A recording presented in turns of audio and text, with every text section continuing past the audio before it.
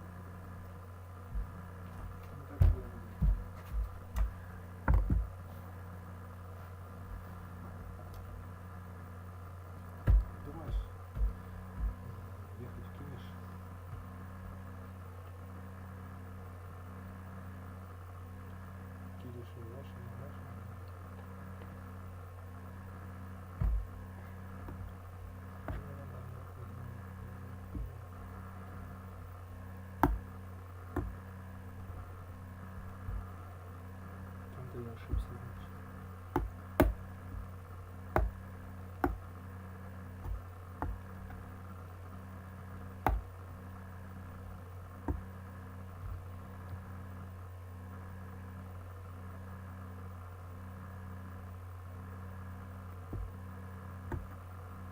Google.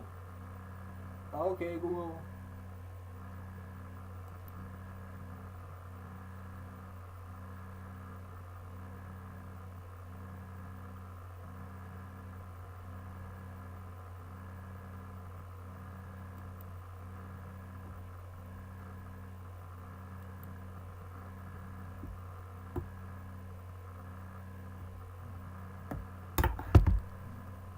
Вот это есть нет.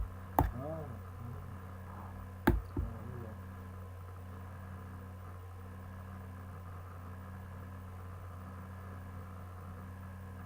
Ну пока нету, в общем, пока нету.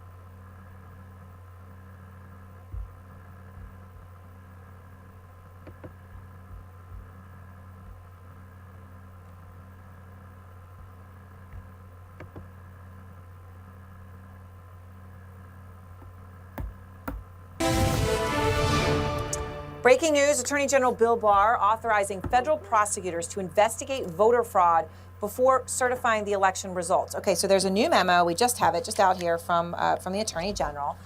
Let me quote. He says, such inquiries and reviews may be conducted if there are clear and apparently credible allegations of irregularities that, if true, could potentially impact the outcome of a federal election in an individual state. Okay, well, just to be very clear, there is no evidence of individuals, and here from the Attorney General. Let me quote. He says, such inquiries and reviews may be conducted if there are clear and apparently credible allegations of irregularities that, if true, could potentially impact the outcome of a federal election in an individual state. Okay, well, just to be very clear, there is no evidence of, quote, clear and apparently credible allegations of irregularities. And Bill Barr knows it. So with all these kind of if and, you know, if true and if possible, potentially, he knows it's not there. Phil Mattingly is out front at the magic wall. So Phil, this memo just coming from Bill Barr comes as the Trump campaign is filing yet another lawsuit in Pennsylvania. But there are new results showing Biden maintaining a sizable lead. So why don't you please show us what are these latest results? What is the margin here? Yeah, let's actually tick through the states because the margins are important. And in the state of Pennsylvania, which CNN has already called for Joe Biden, it's what put him over the top, 270 electoral votes. You'll notice Joe Biden's lead has only served to expand over the course of the last couple of days, currently at 45,000 vote lead. And the reality is this, Aaron, there's about 50,000 votes outstanding in Pennsylvania right now, and 20,000 plus of them come from Democratic strongholds of Philadelphia and Allegheny County. So the expectation right now in the state of Pennsylvania, despite the lawsuits, despite anything else, is that Joe Biden's lead is going to grow. I want to flick down to Georgia real quick, too, because it's a similar story. Right now, Joe Biden's up by about 11,414 votes. That's an expanding lead over the course of the last several days. And the reality, when you look at Georgia, when you look at what's outstanding, which is not very much at all, this will go to a recount. But Joe Biden is going into a recount with a pretty significant cushion. Recounts don't flip 10,000 votes or more. They might flip 100 here or 100 there. Joe Biden is in good shape in the state of Georgia. Flip over to Arizona, too. It's the last one we're really keeping a close eye on because it's tightened. In this case, Donald Trump has closed the gap significantly over the course of the last couple of weeks, currently down by about 15,000 votes. What we're all watching in this state, Aaron, is Maricopa County. It's the largest county in the state by far. It should have more votes dropping later tonight, probably about an hour and a half. Right now, Donald Trump will need to win north of 60% of the remaining votes in the state in order to have a chance to overtake Joe Biden. That's a pretty tall order, but we're paying attention to it. We're watching it closely. As you noted, no real allegations that we've heard of that are legitimate about voter fraud in any of these states right now. Mostly people just counting votes as they continue to come in. All right. Thank you very much, Phil Mattingly. And, and I just to state the obvious here, right? The Trump campaign and the president are fine with the narrowing margin in Arizona. No allegations of fraud there, only in the state that he's losing, because, of course, Pennsylvania is what put Joe Biden over the top. So, Arizona is not going to change the electoral outcome here.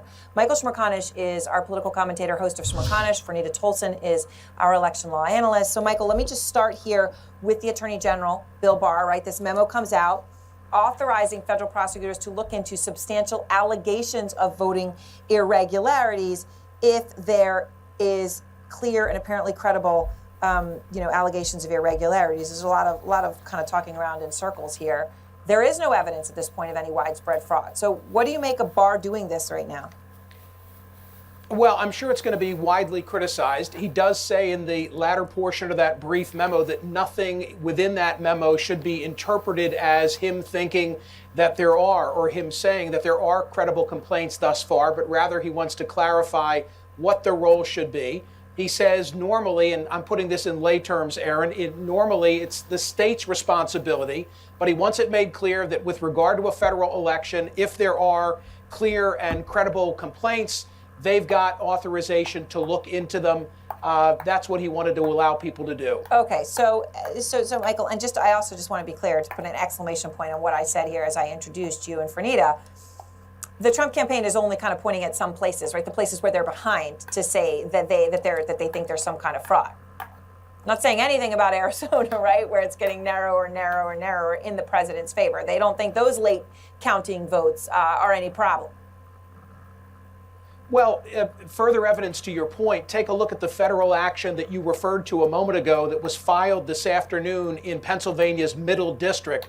That's the federal court that sits in Harrisburg. I've just spent time digesting the 85-page complaint, and it is the Trump campaign against the Secretary of State, Kathy Boockvar, who viewers have seen on CNN routinely, regularly, and select boards of election, right? In other words, it's Allegheny County, it's Philadelphia County, and it's a handful of other counties, but not all 67 counties in the Commonwealth. So it's the Trump campaign saying, we're concerned about what went on in these particular counties, but to your point, not everywhere. Right, and Fernita, so let's talk about that case, and obviously, that lawsuit, right, they're saying a violation of equal access only in Democrat-controlled counties, right? Trying to block the state from certifying Biden's win, which, as I got to keep just laying these things out here, is looking like it's on track to be double the size in terms of raw votes as Trump's over Hillary Clinton, well outside the margin for a recount. Clinton accepted all of this without any of this brouhaha. So, Fernita, when you look at this, lawsuits challenging that result in Pennsylvania and in other states where Biden is leading, you've looked at all of these cases. Do any of them right now hold water when it comes to two things? Are they legitimate, and would they affect the outcome? So no and no. But I do have some thought about the concerted action here today. And not that it was explicitly concerted, I'm not making an allegation here, but the fact that Bill Barr came out with the allegations of voter fraud and sort of investigating voter fraud, let me be clear about that, that might necessitate delaying the certification deadline. The fact that this lawsuit was filed in Pennsylvania today, also requesting that the certification deadline be delayed because of election irregularities. It seems to me that, and don't let me forget the Pennsylvania Republicans who have also publicly said that the certification deadline should be delayed so that they could conduct an independent audit of the election results, right? And so it seems like all of this is about messaging as opposed to the legitimacy of any of these complaints. Because if you read the complaints, both the one in Michigan and also the case filed in, the case in Michigan and also the one filed in Pennsylvania, you see many of the same claims that we've dealt with in the last 6 days, right? So you have claims about ballots being not being processed correctly, the observers not being close enough to observe the vote count, and so on. So it's all the same claims that have been largely unsuccessful in court. But notable today is the fact that you have this concerted message about delaying the certification deadline in Pennsylvania. All right, so Fernita, let me ask you about one other point here, because you bring up that, talking about certification deadlines gets you to the Electoral College and what it actually is slated to do in mid-December. Some of Trump's allies seem to be pointing to another option if Trump fails in all of these legal avenues, which it appears from your analysis and others of your colleagues, right? You all are coming to the same conclusion that it does not, these don't add up, which is to blow up the Electoral College. So basically, state officials have the power to appoint their electors, and they always do so in favor of whoever won the state. But if they don't, then they go ahead and go rogue, and a Republican legislature in Pennsylvania decides to go the other way, they could do that. There are some who are afraid of that. Do you think that could actually happen? Aaron, so much would have to go wrong. Let's be clear about that. So under federal law, if there's a failure to elect on election day, the state legislature can then select their own slate of electors. There's no evidence that that'll happen in this case, right? There's no evidence that there will be irregularities such that the certification deadline isn't met at the end of the month. But let's just say that it is, right? So the state legislature decides that the election is flawed. They want to appoint their own slate. Both slates get sent to Congress after the electors meet and vote on the 14th. Okay, let's say 14th of December. Let's say that happens. Well, Congress can then decide on whether or not which slate is the legitimate slate. If the House and the Senate split on that, then the executive of the state makes the decision. That is the tiebreaker. In Pennsylvania, the executive is a Democrat. It's a Democratic governor. In Michigan, it's a Democratic governor. So even then, we're still in a situation where this is a Hail Mary pass. Right, at the very least. And thank you for laying that out. Thank you so much, both of you, Fernita and Michael, as always.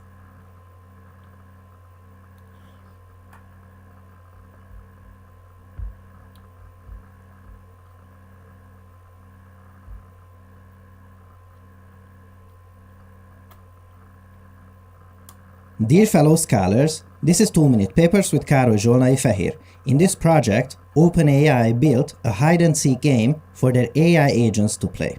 While we look at the exact rules here, I will note that the goal of the project was to pit two AI teams against each other and hopefully see some interesting emergent behaviors. And boy, did they do some crazy stuff. The coolest part is that the two teams compete against each other, and whenever one team discovers a new strategy, the other one has to adapt. Kind of like an arms race situation, and it also resembles generative adversarial networks a little. And the results are magnificent, amusing, weird. You'll see in a moment. These agents learn from previous experiences, and to the surprise of no one, for the first few million rounds, we start out with pandemonium. Everyone just running around aimlessly. Without proper strategy and semi-random movements, the seekers are favored and hence win the majority of the games. Nothing to see here. Then, over time, the hiders learn to lock out the seekers by blocking the doors off with these boxes and started winning consistently. I think the coolest part about this is that the map was deliberately designed by the OpenAI scientists in a way that the hiders can only succeed through collaboration. They cannot win alone, and hence they are forced to learn to work together, which they did quite well. But then something happened. Did you notice this pointy, doorstop-shaped object? Are you thinking what I'm thinking? Well, probably, and not only that, but about 10 million rounds later, the AI also discovered that it can be pushed near a wall and be used as a ramp, and ta-da! Got him! The seeker started winning more again. So, the ball is now back on the court of the hiders. Can you defend this? If so, how? Well, these resourceful little critters learned that since there is a little time at the start of the game when the seekers are frozen, apparently during this time they cannot see them, so why not just sneak out, steal the ramp, and lock it away from them? Absolutely incredible. Look at those happy eyes as they are carrying that ramp. And you think it all ends here? No, not even close. It gets weirder, much weirder. When playing a different map, a seeker has noticed that it can use a ramp to climb on the top of a box, and this happens. Do you think couch surfing is cool? Give me a break. This is box surfing. And the scientists were quite surprised by this move, as this was one of the first cases where the seeker AI seems to have broken the game.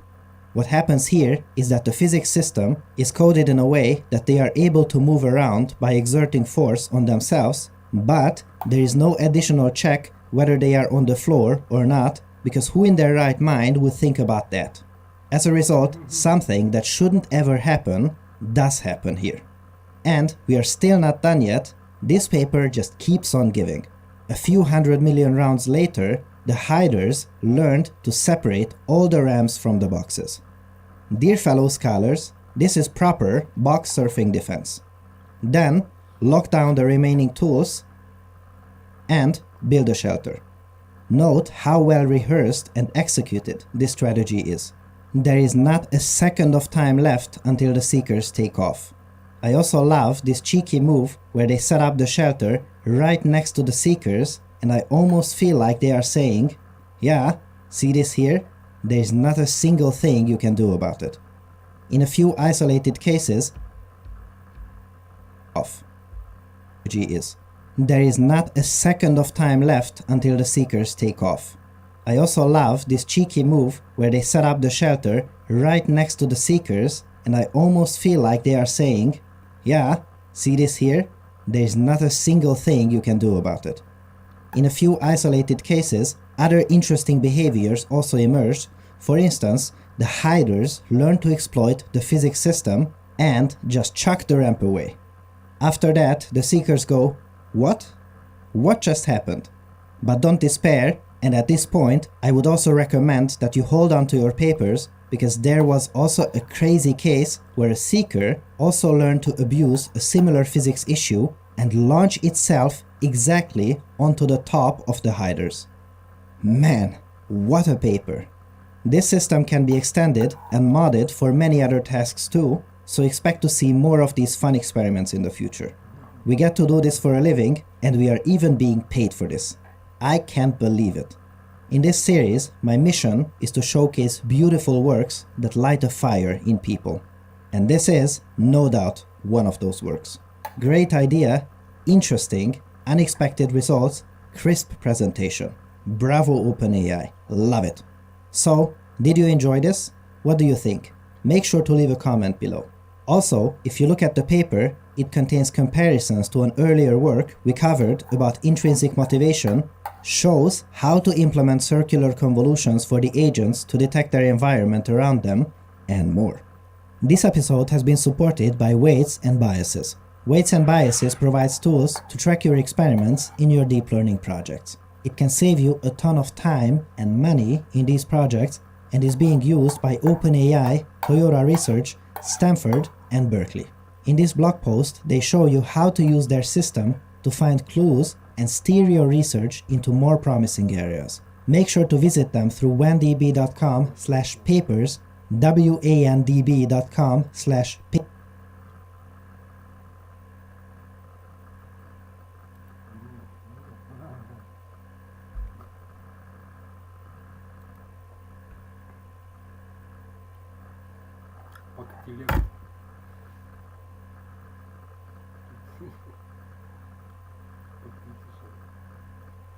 Ладно,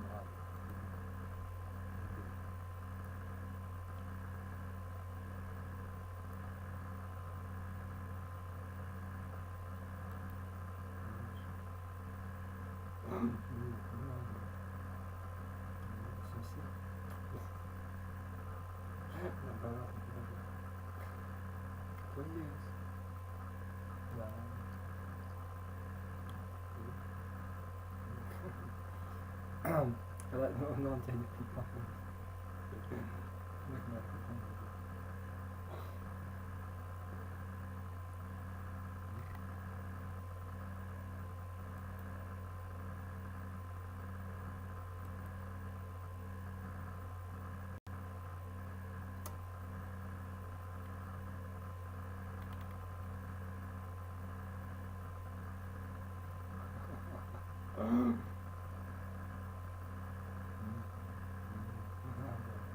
Скрываешься, что ли?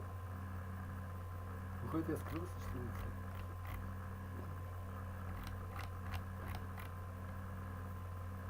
Ладно.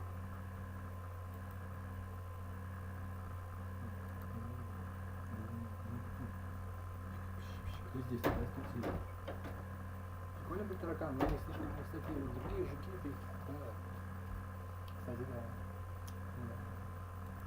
Они слишком мягкие.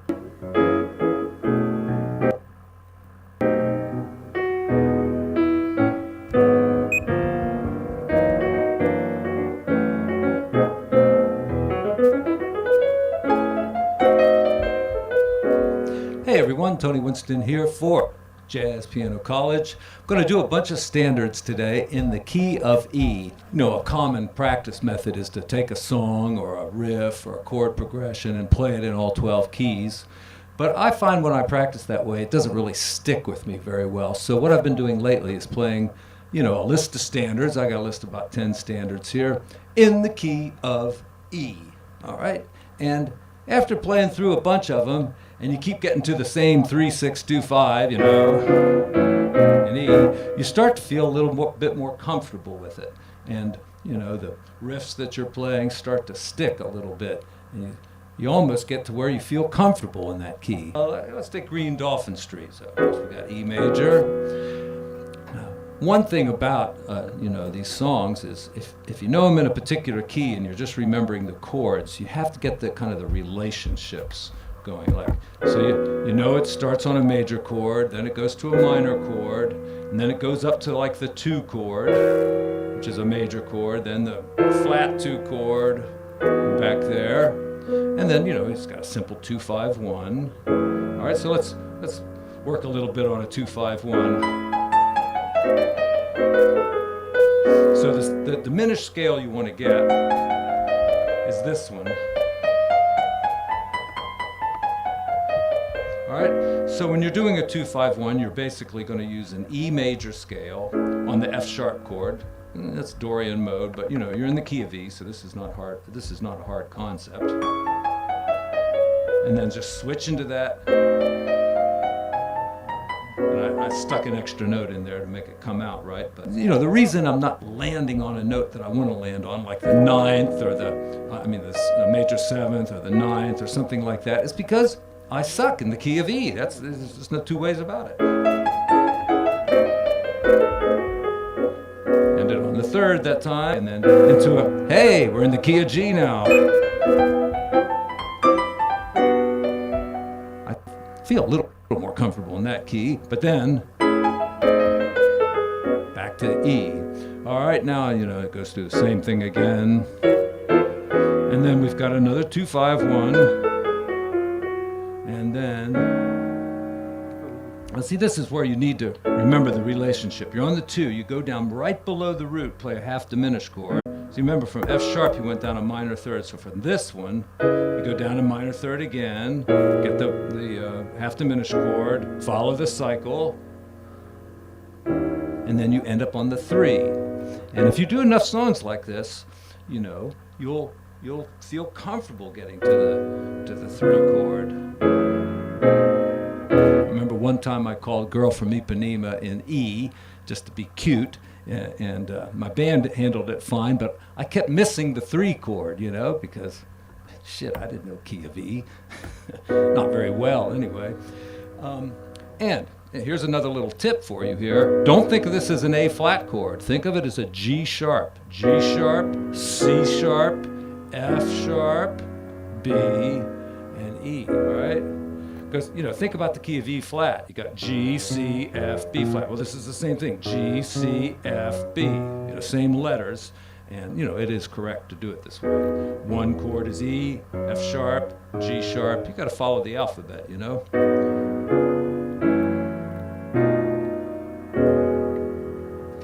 Something I got from Peter Martin the other day, he went through a tune in an odd key. I thought it was an odd key. And he just played the thirds and the sevenths. So it was kind of like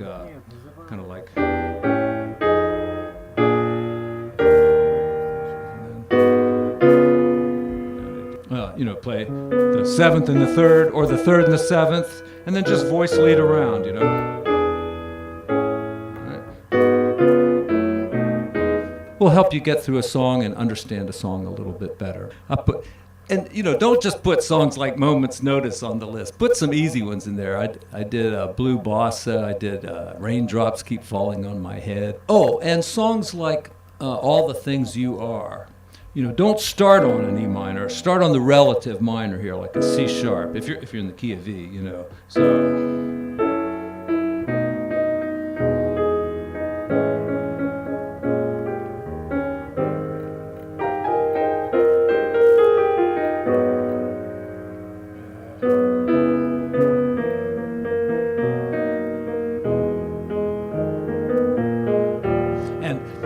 If you end there on E flat, this is how I know I'm in the right key, if it's a half step below E. This is a pretty tricky song, but it's not really hard to transpose this song if you know the relationships. And I don't mean like knowing that you're on the 6 chord and the 2 chord and the 5 chord and all that. It's just knowing like where the melody is. It's on the 3rd, and then you follow the cycle. And then remember, you go up a half a step here. And then you turn that into a minor, do the same thing. And again, you go up a half step. And there, I know I'm in the right key. Then you do a 2-5-1. And then you go down a half step. And, you know, this is the hardest relationship right here. Down a major 3rd, augmented chord. But if you remember where you started on C sharp, then you know you're just the 5th away. All right, so like that. Let's do Stella. So we got the key of E here. You got to remember the melody starts right there on the root, and goes, you know, tritone away for the first 2-5, like that. And, you know, I don't try to remember like that's the 2 chord. What I tend to remember is where you're going, like a tritone here, and follow the cycle. Sorry. and then go up a minor. More cycle stuff. And then back to the home key. Same progression, a tritone, B flat, cycle. And this is one of the harder changes to remember. Down a minor third. And then, this is like a backdoor way of getting to B.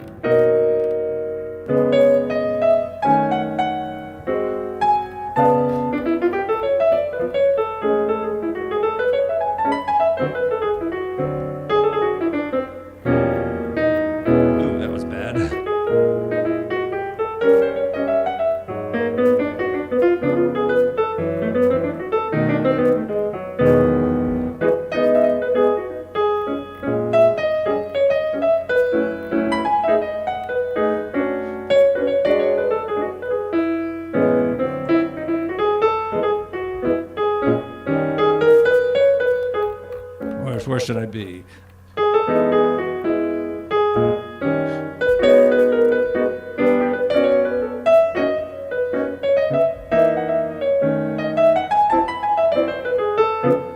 I'm trying to hit the melody notes because I don't want to get a copyright strike, but I'm playing around with them so much that hopefully they won't catch it.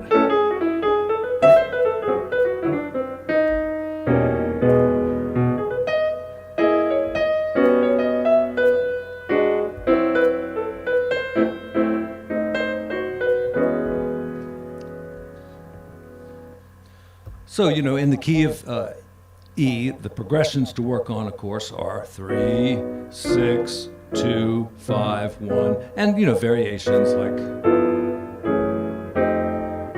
going chromatically like that. And then also, other really common progressions, going down to get to the relative minor, this, the 7 chord, which is a minor 7 flat 5, and then an altered chord to get to there. And you could just go like that from E. Okay. And then, a 2-5 to the 4 chord like that is also good. And that's a good progression. The 4 chord to the 7 chord, which usually takes you to the 3. Okay. And then, for the 3, 6, 2, 5, 1, you want to practice stuff like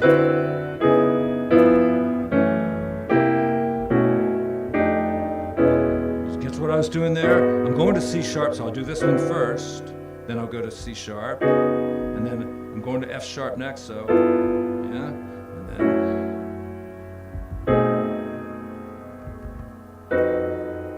not a great voice, that's better. Okay, so working on your chords, of course, is probably the first thing you want to do. And then the E major scale, try it on all the chords here. Get used to like where you're going to play the 3, 6, 2, 5, 1. We'll start with minor chords. That way we can stay in the key of E up here. Of course, the 5 chord is a dominant chord, so nice place to get the right diminished scale in there. All right, and then start making the 6 chord a dominant chord, and find the right diminished scale for that one.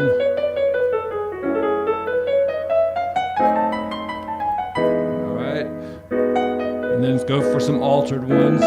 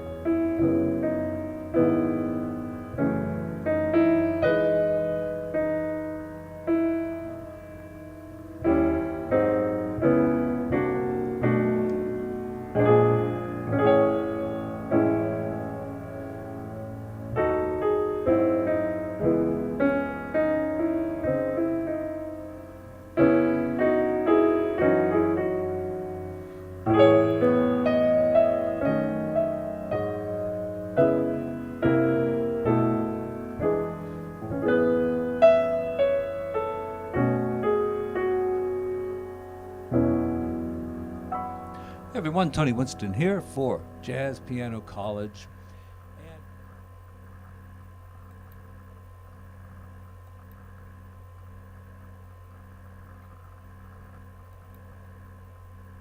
Papers, or just click the link in the video that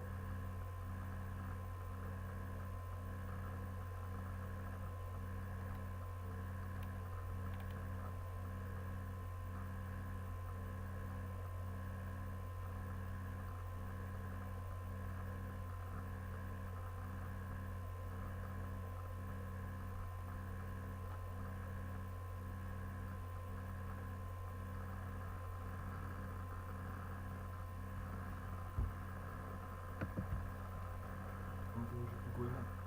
В душку уже играют, говорит. Нет, я сам-то не знаю вообще.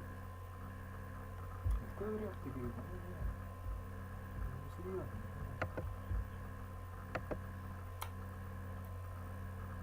После третьей химиотерапии в Украине у меня перестала работать правая рука. И я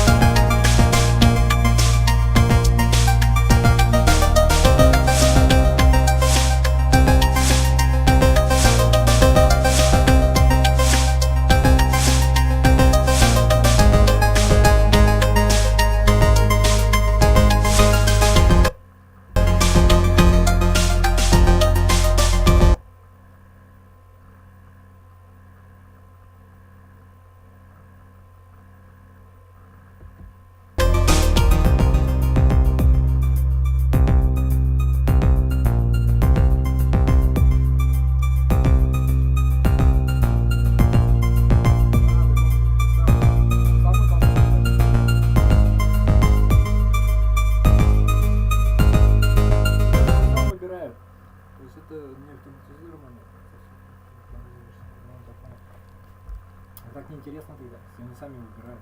Это значит, никому не выбирают. Честно.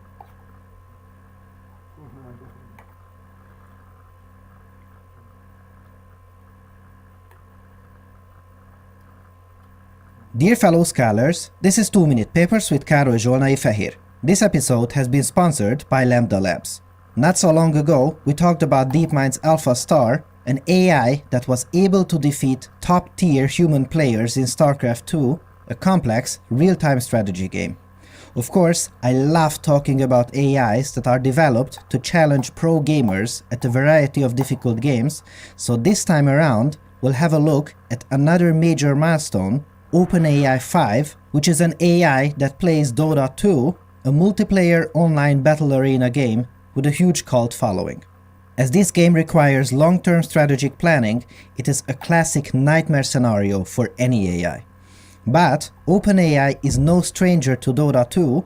In 2017, they showed us an initial version of their AI that was able to play 1 versus 1 games with only one hero and was able to reliably beat Dandy, a world champion player. That was quite an achievement. However, of course, this was meant to be a stepping stone towards playing the real Dota 2. Then, in 2018, they unveiled OpenAI 5, an improved version of this AI that played 5 versus 5 games with a limited hero pool. This team was able to defeat competent players, but was still not quite at the level of a world champion human team. In a 1-hour interview, the OpenAI research team mentioned that due to the deadline of the international event, they had to make quite a few concessions. And this time, several things have changed.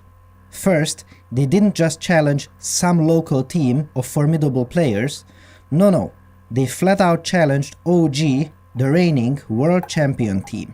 An ambitious move that exudes confidence from their side. Second, this time around, there was no tight deadline as the date of the challenge was chosen by OpenAI. Let's quickly talk about the rules of the competition and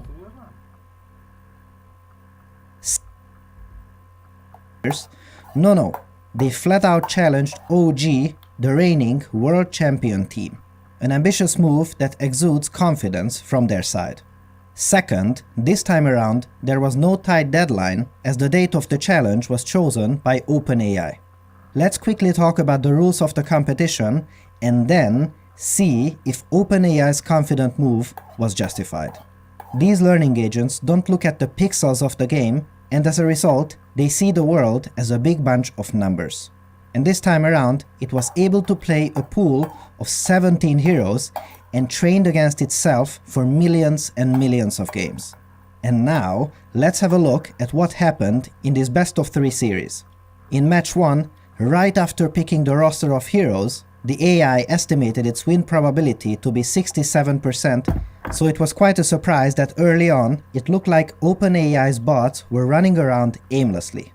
Over time, we found out that it was not at all the case. It plays unusually aggressively from the get-go and uses buybacks quite liberally at times where human players don't really consider it to be a good choice.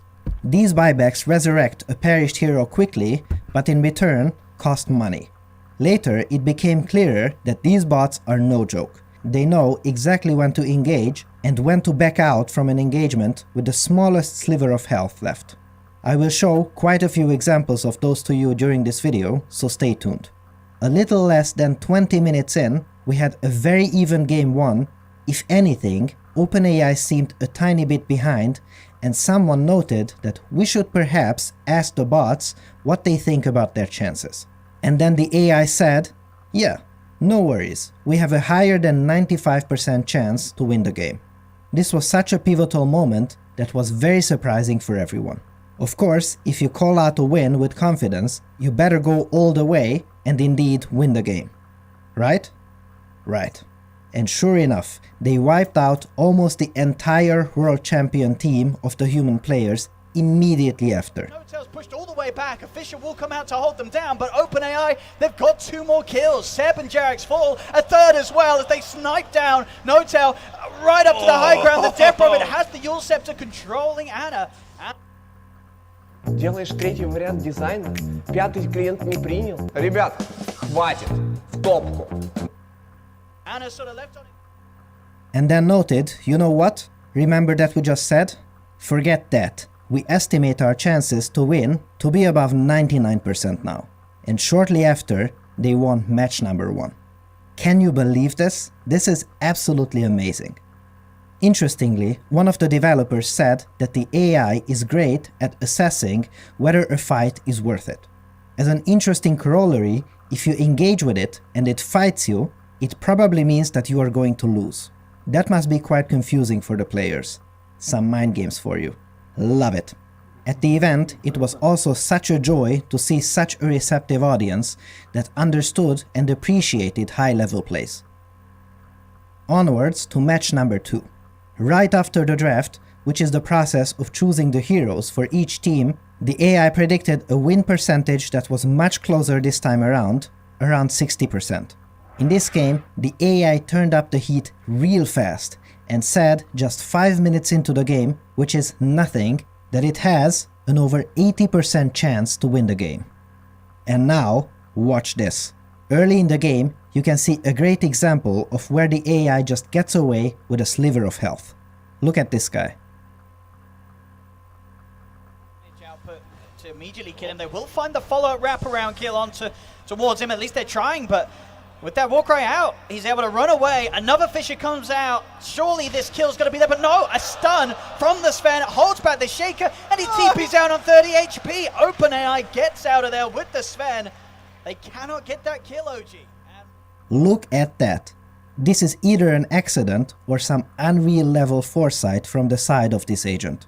I'd love to hear your opinion on which one you think it is. By the 9.5 minute mark, which is still really early, OpenAI 5 said, Yes, we got this one too.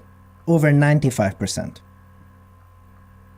Here you see an interesting scenario where the AI loses one hero, but it almost immediately kills two of the human heroes and comes out favorably, at which point we wonder whether this was a deliberate bait it pulled on the humans. They do have to disable. Hex comes out from No Tail. They'll kill up the Crystal Maiden, but OpenAI Viper diving past the tower on towards tops the Sven, coming back in on minimal HP to throw that stun off, secure the kill.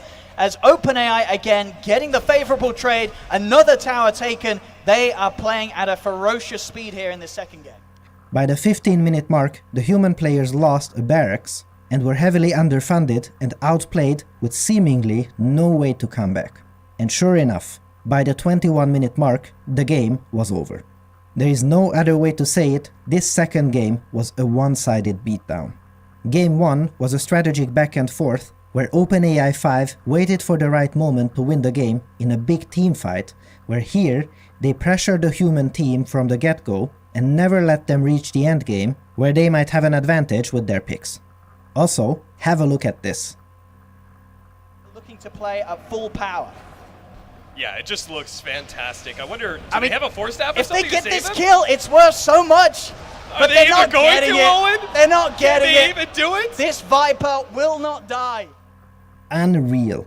The final result is 2-0 for OpenAI.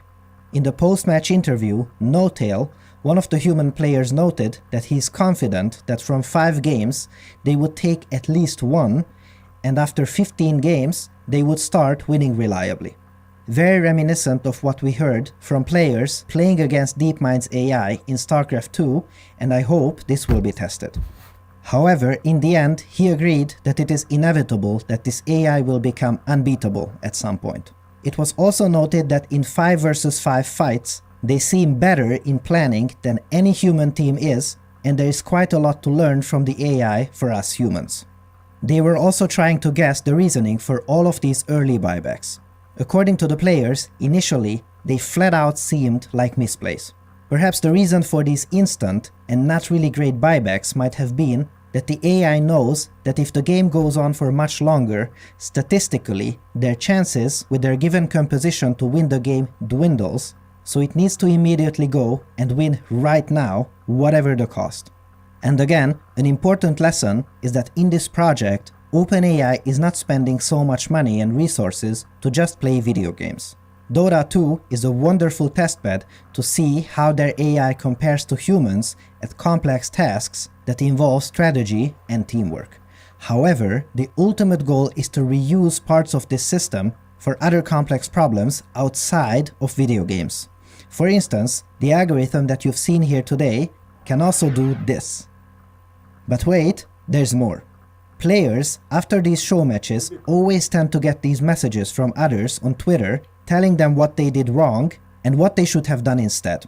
Well, luckily, these people were able to show their prowess as OpenAI gave the chance for anyone in the world to challenge the OpenAI 5 competitively and play against them online. This way, not only Team OG, but everyone can get crushed by the AI. How cool is that? This arena event has concluded with over 15,000 games played, where OpenAI 5 had a 99.4% win rate. There are still ways to beat it, but given the rate of progress of this project, likely not for long. Insanity. As always, if you're interested in more details, I put a link to a Reddit AMA in the video description, and I also can't wait to pick the algorithm apart for you, but for now, we have to wait for the full paper to appear. And note that what happened here is not to be underestimated. Huge respect to the OpenAI team, to OG for the amazing games, and congratulations to the humans who were able to beat these beastly bots. Первая встреча с акулой произошла, когда мне было всего лишь 6 лет. И она была на нижней палубе, а я-то был над этой палубой и смотрел вниз. Матрос один подошел, ткнул ее в глаз пальцем, и в этот момент она просто ему отхватила руку. Напугало это меня абсолютно на всю жизнь.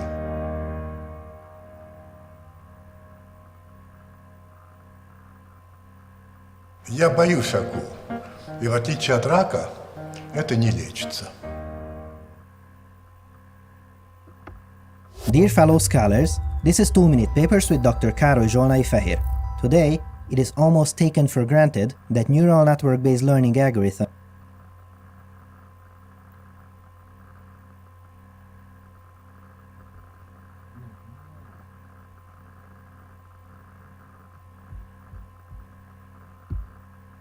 are capable of identifying objects in images or even write full, coherent sentences about them, but fewer people know that there is also parallel research on trying to break these systems. For instance,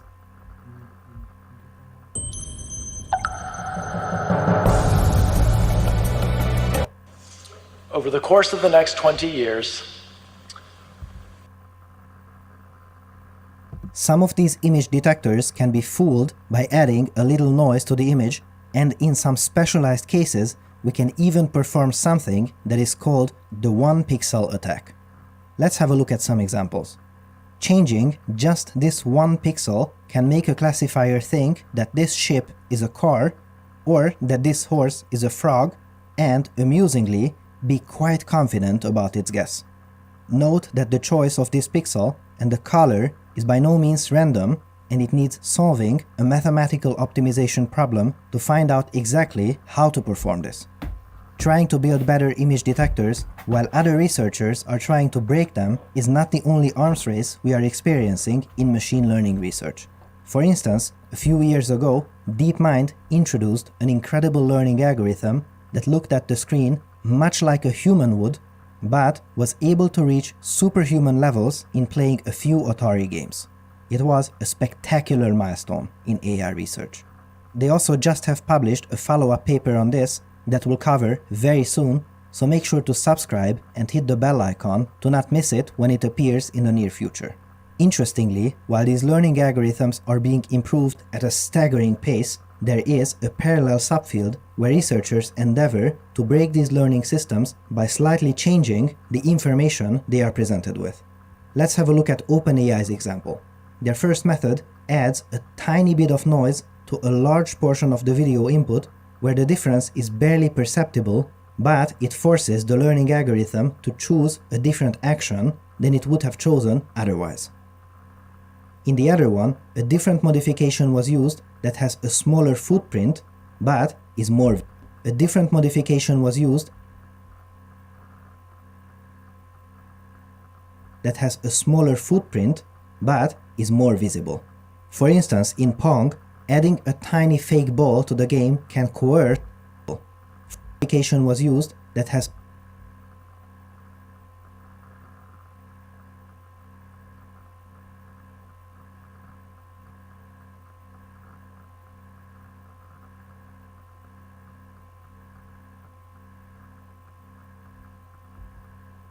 a smaller footprint, but is more visible. For instance, in Pong, adding a tiny fake ball to the game can coerce the learner into going down when it was originally planning to go up. It is important to emphasize that the researchers did not do this by hand. The algorithm itself is able to pick up game-specific knowledge by itself and find out how to fool the other AI using it. Both attacks perform remarkably well. However, it is not always true that we can just change these images or the playing environment to our desire to fool these algorithms. So, with this, an even more interesting question arises. Is it possible to just enter the game as a player and perform interesting stunts that can reliably win against these AIs? And with this, we have arrived to the subject of today's paper. This is the You Shall Not Pass game, where the red agent is trying to hold back the blue character and not let it cross the line. Here you see two regular AIs duking it out. Sometimes the red wins, sometimes the blue is able to get through. Nothing too crazy here. This is the reference case, which is somewhat well balanced. And now, hold on to your papers, because this adversarial agent that this new paper proposes does this. You may think this was some kind of glitch and I put the incorrect footage here by accident. No, this is not an error. You can believe your eyes. It basically collapses and does absolutely nothing. This can't be a useful strategy, can it? Well, look at that. It still wins the majority of the time. This is very confusing. How can that be? Let's have a closer look. This red agent is normally a somewhat competent player. As you can see here, it can punch the blue victim and make it fall. We now replaced this red player with the adversarial agent, which collapsed, and it almost feels like it hypnotized the blue agent to also fall. And now squeeze your papers, because the normal red opponent's win rate was 47%, and this collapsing chap wins 86% of the time.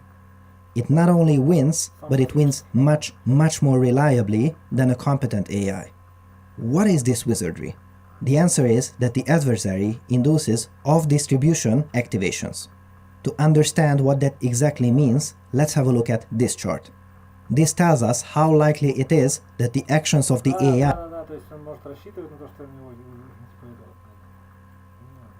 AI against different opponents are normal.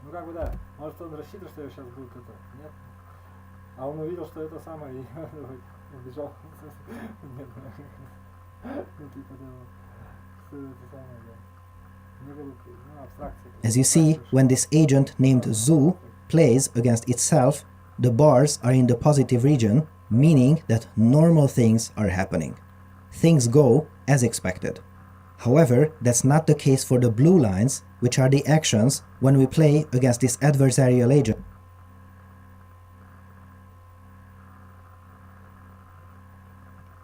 in which case the blue victim's actions are not normal in the slightest. So the adversarial agent is really doing nothing, but it is doing nothing in a way that reprograms its opponent to make mistakes and behave close to a completely randomly acting agent. This paper is absolute insanity. I love it. And if you look here, you see that the more the blue curve improves, the better this scheme works for a given game. For instance, it is doing real good on kick and defend, fairly good on sumo humans, and that there is something about the sumo ants game that prevents this interesting kind of hypnosis from happening. I'd love to see a follow-up paper that can pull this off a little more reliably. What a time to be alive! What you see here is an instrumentation of this exact paper we have talked about, which was made by Weights and Biases. I think organizing these experiments really showcases the usability of their system. Weights and Biases provides tools to track your experiments in your deep learning projects. Their system is designed to save you a ton of time and money, and it is actively used in projects at prestigious labs such as OpenAI, Toyota Research, GitHub, and more. And the best part is that if you're an academic or have an open source project, you can use their tools for free. It really is as good as it gets. Make sure to visit them through wnb.com/papers, or just click the link in the video description and you can get a free demo today. Our thanks to Weights and Biases for their long-standing support and for helping us make better videos for you.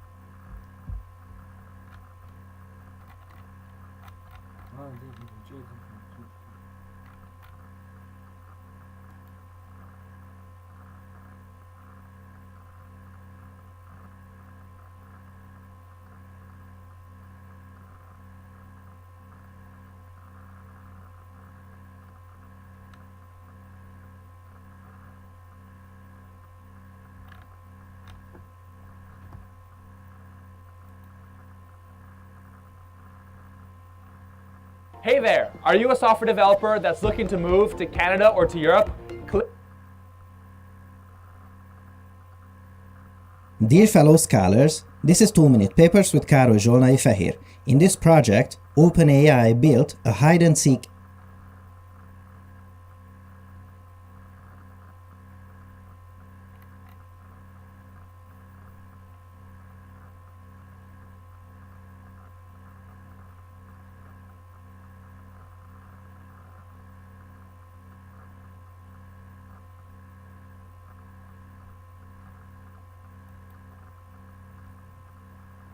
Dear fellow scholars, this is 2-Minute Papers where AI own creations. You better hold on to your papers. In the first contact with the ground. Much to the scientists' surprise, the robots answered that this can be done with 0% contact, meaning that they never ever touch the ground with the feet. The scientists wondered how that is even possible and pulled up the video of the proof. This proof showed a robot flipping over and walking using its elbows. Talk about thinking outside the box. Wow! A different robot arm experiment also came to a surprising conclusion. At first, the robot arm had to use its grippers to grab a cube, which it successfully learned to perform. However, in a later experiment, the gripper was crippled, making the robot unable to open its fingers. Scientists expected a pathetic video with the robot trying to push the box around and always failing to pick up the cube. Instead, they have found this. You see it right, instead of using the fingers, the robot finds the perfect angle to smash the hand against the box to force the gripper to open and pick up the box. That is some serious dedication to solving the task at hand. Bravo! In the next experiment, a group of robots were tasked to find food and avoid poisonous objects in an environment and were equipped with a light and no further instructions.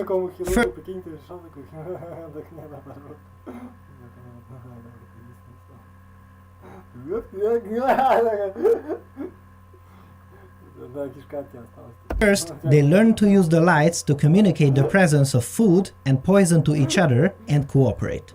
This demonstrates that when trying to maximize the probability of the survival of an entire colony, the concept of communication and cooperation can emerge even from simple neural networks. Absolutely beautiful.